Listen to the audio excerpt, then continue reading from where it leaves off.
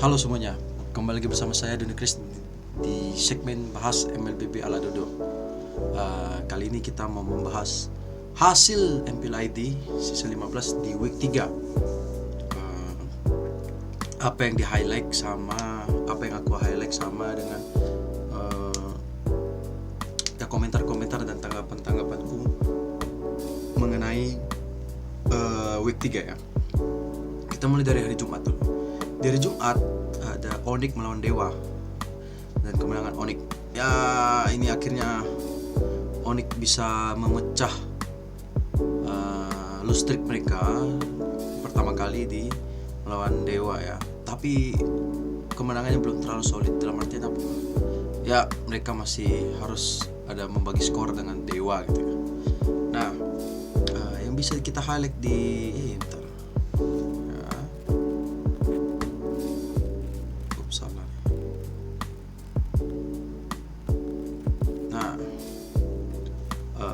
mereka tuh sudah bisa kedatangan explainer barunya yang dari PH ya. Mungkin itu menjadi menjadi apanya, momen apanya dah, momen dimana mereka udah melepas race, masih belum tahu Lutfi di mana, sementara mereka mendatangkan XP baru lagi dari PH Dota. Mungkin itu kunci kemenangan supaya mereka bisa memenangkan pertandingan di MPL ini gitu ya. Habis itu di match berikutnya EVOS melawan Navi, kemenangan mutlak 2-0. Seperti biasa Navi masih membawa bayang-bayang rebellionnya, sang lumbung poin bagi tim-tim di MPL. Tapi menurut aku sih sekarang semua orang melawan Navi pasti serius itu juga, karena mereka nggak mau kecolongan skor dengan mempertaruhkan posisi mereka untuk jadi kesalip sama tim lawan gitu. Apalagi terutama bagi yang berada di posisi 6, 7, 8 gitu, yang mendekati zona merah gitu. Jadi EVOS kemenangan mutlak 2-0 dengan debutnya Swallow melawan mantan timnya di situ yang ada paling Cars ya, berarti ya, yang pernah satu tim sama dengan Swallow gitu ya. Sampai di taunting tuh di akhir match. Teman-teman kalau ada nonton atau boleh sekarang langsung cek, Swallow ada taunting, meskipun tauntingnya masih respect ya.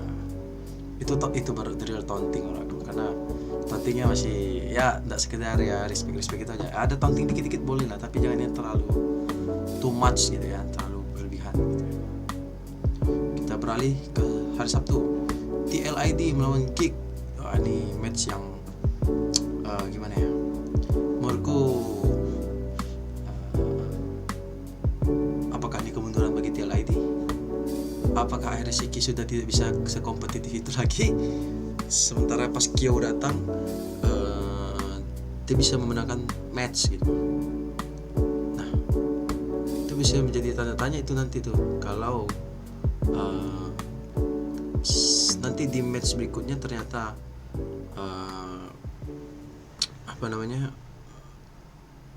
Kyo yang main dan ternyata menang lagi. Wah, bakal banyak level besar sih untuk Iron sih menurut aku ya. Gitu. Abang-abangan yang Star Syndrome menurutku ya, kayaknya enggak, mungkin bukan Star Syndrome, cuman ya harusnya dia membuktikan, atau mungkin lagi apesnya juga kita nggak tahu. Tapi kalau secara data, Kyo datang main menang, TLID dengan Iron Shiki main kalah. Itu bisa menjadi tanda tanya besar. Geek Fam kayaknya udah memang solid. Kadera bakalan mengisi posisi gold lane, nggak bakalan ganti-ganti kayaknya Kadera itu ya.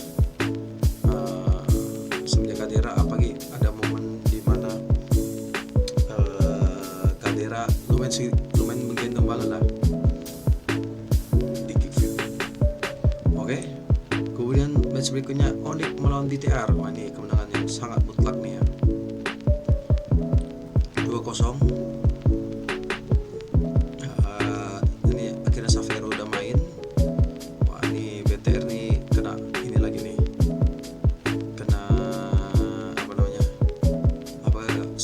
pasifnya aktif lagi ya. Harusnya kita secara tetes kertas tuh imbang sih mau BTR dengan TLID ya. Harusnya bisa memberikan match yang lumayan sengit 2-1 gitu ya. Sengit bakalan match yang panjang. Ternyata kebantai 2-0 gitu ya. Kita lihat apakah Onyx bakal kembali ngebantai dan merebut posisi pertama di yang pegang oleh RRQ gitu ya. Nah, kita lihat aja. Kayaknya ini formasinya udah paling fix sih. Sebenarnya trennya lagi tren positif nih, Ryota dan Xavero yang main. Lanjut untuk penutupan di hari Sabtu, RRQ melawan Alter Ego. RRQ tetap membuktikan bahwa dia adalah sang pemuncak klasemen. Sempat dagdikdukser di game pertama RRQ kalah ya. Namun ya clean reverse sweep dari RRQ tetap mempertahankan posisinya, dia tak terkalahkan, puncak klasemen. Alter Ego lumayan mengimbangi sebagai top 3 klasemen ya, dia bisa menyaingi RRQ itu. Masih imbang-imbang lah, nggak kebantai banget lah, pantas dia di posisi 3 sementara BTR di bawahnya gitu ya. Selanjutnya kita pindah ke hari Minggu. Match pertamanya BTR melawan Navi. Harusnya BTR bisa clean sweep 2-0 melawan Navi, harusnya. Tapi masih bisa kecolongan skor oleh Navi di match kedua. Navi bermain sangat dominan, snowball parah.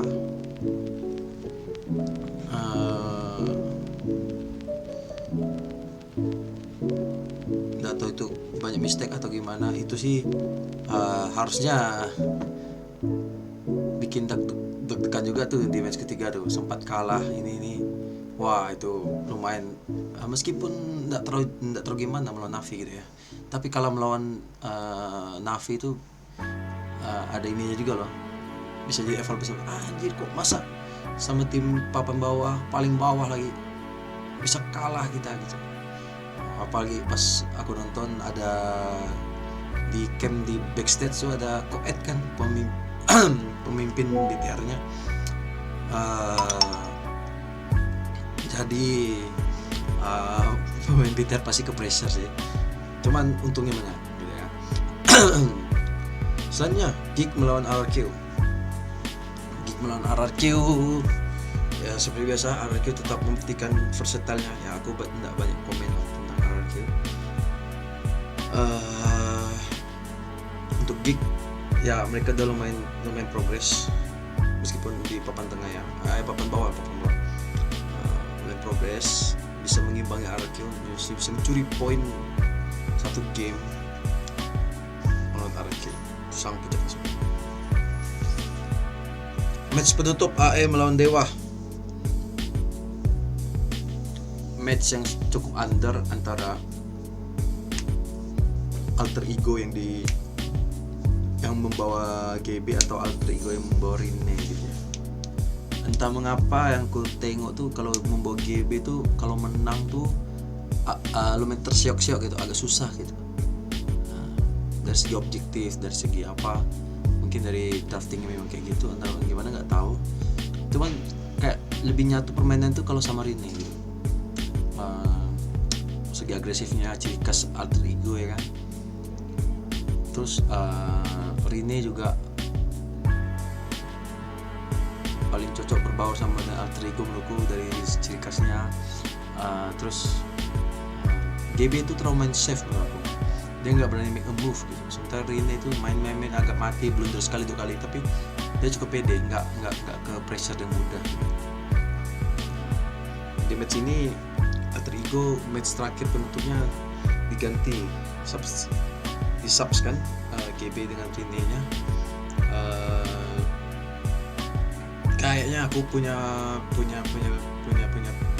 firasat Rine yang bakalan versatile di ini ya, AE ya. Terus GB terbayang-bayang lagi jadi jangan cadangan lagi gitu ya. Untuk Dewa mana nih? konsistennya di awal-awal yang kemarin itu, dimana dia main mendominasi dengan poin-poin yang sangat tidak diduga-duga gitu. Dan sampai nanti matchup Dewa melawan Navi, kecolongan lagi poin seperti itu. Mungkin itu. Kita langsung ke klasmen. Untuk klasmen kita mulai dari bawah lagi seperti biasa. Navi, belum melihat nih ciri khas Navi main tuh kayak gimana. Ayo dong pecahkan momen dimana yang di interview itu adalah kalian, Navi. Ciri khas permainan kalian apa? Bawa aja hero-hero unmeta pun kalau memang itu adalah hero power mereka, dicoba aja yang mana tahu works. Lebih percaya diri lagi. Mungkin memang ke pressure sih gara-gara match sebelumnya masih lost streak terus. Cuman dapat 1 poin di hari ini nih harusnya bisa menjadi booster lah. Jangan sampai pemain-pemainnya udah mulai hilang semangat untuk berjuang gitu. Mau match segimanapun, mau ketemu siapapun, anggap aja main scrim gitu. Jadi kayak biasa aja. Untuk gig, kayaknya sih tidak usah coba-coba ganti lagi, tetap Kadera aja sih. Lindungi Kadera karena Kadera bakal menggendong. Sampai respect band kan Haritnya.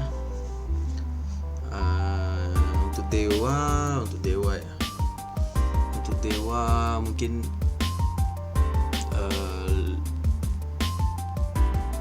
lebih konsisten aja sih. Kayak kemarin maybe lumayan bersinar, sementara sekarang udah lumayan agak nggak terlalu gimana bersinar lagi gitu. Apakah dia one hit wonder aja? Jangan dong. Jadi harus tetap seperti biasa yang kemarin minggu lalu aku ngomongin, kalau poin yang memang harus bisa didapat, harus didapatkan. Karena kalau poin yang memang itu coba paksakan minimal curi 1 game atau bisa menangkan. Itu sih kuncinya untuk Dewa ya. Untuk tim Liquid, wah nih kayaknya pembuktian antara RCK atau Kyo aja sih. Kamu lebih ke Circle karena lebih lama sama Iron, atau Kyo siapa sih? Oh ya betul lah, Kyo. Mau lebih se-circle sama Iron, mempertahankan circle sama Iron, atau mau mencoba regenerasi dengan Kyo, sama seperti bersinarnya Iron, Siki, Favian dan Widi. Mungkin nih waktunya untuk Kyo yang bersinar, kita tidak tahu. Lanjut kita di Onyx. Ya untuk Onyx, menurutku kalau udah memang ketemu resep yang tepat, jadi ganti-ganti lagi. Kayak gitu. Kayak Nael, Lutfi, cewek, udah biarkan aja di bench. Mungkin di poin-poin yang udah pasti menang boleh sekali-sekali diturunkan, karena ini bukan posisi kalian loh, Onyx gitu. Posisi 5 ini bukan posisi kalian gitu ya. Misalnya untuk BTR ya udah lumayan membaik dengan tidak berani aneh-aneh, coba fokus dengan hasil kemenangan, tetap pertahankan karena kalian tuh posisi atas loh. Untuk Alter Ego ini pembuktian sih antara Rina atau GB aja. Kalau dari aku sih, aku lebih prefer untuk Rine yang turun. Meskipun Rine ada bilang kalau dia spesialis papan atas, dia bisa spesialis papan bawah, harus tetap satu aja sih. Aku sih lebih pilih Rine gitu. Tapi kita banyak orang yang bilang juga kalau dari Rine itu lihat masih flashback sama One di EVOS. Untuk EVOS, wah ini perdebatan nih, apakah Swallow atau Natko? Tetap Swallow sih. Natko bakalan jadi bench sih, lebih fokus di XP laner lagi untuk pelapis dari Regi gitu ya. Tapi Regi versatile parah lagi, tidak mungkin tergantikan menurut aku ya. Mungkin ada momen-momen di mana Regi mengasih Natko ngasih Natko untuk main atau gimana, atau coachnya lebih prefer Natko di patch terbaru ini, kita tidak tahu. Namanya pasti Swallow, aku itu adalah jawaban yang tepat untuk mengisi mid laner EVOS. And tadi RRQ, no comment, banyak, udah bagus, pertahankan. Mau Hazel, mau Susujin, tetap sama-sama kuat. Tidak ada drill yang semua coach bilang semua player di bench apapun tuh udah ready main, tergantung dari draft dan siapa yang lebih jago aja. Tapi drill yang beneran kayak gitu terjadi di lapangan adalah RRQ. That's it, tidak ada. Kita akan ketemu video ini lagi karena MPL libur panjang 33 minggu, jadi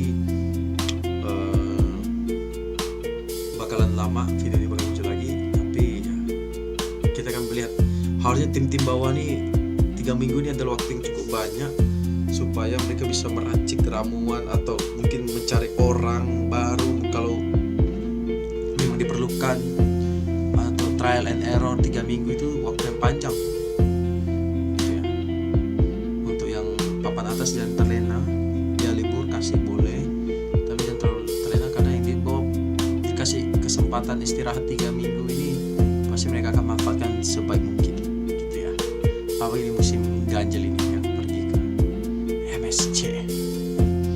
Mungkin segitu aja, sekian untuk bahas berbeda ala Dodo week 3 Gameplay ID. Terima kasih sudah menonton, jangan lupa like kalau suka, dislike aja kalau nggak suka. Kita ketemu 3 minggu lagi. Ciao.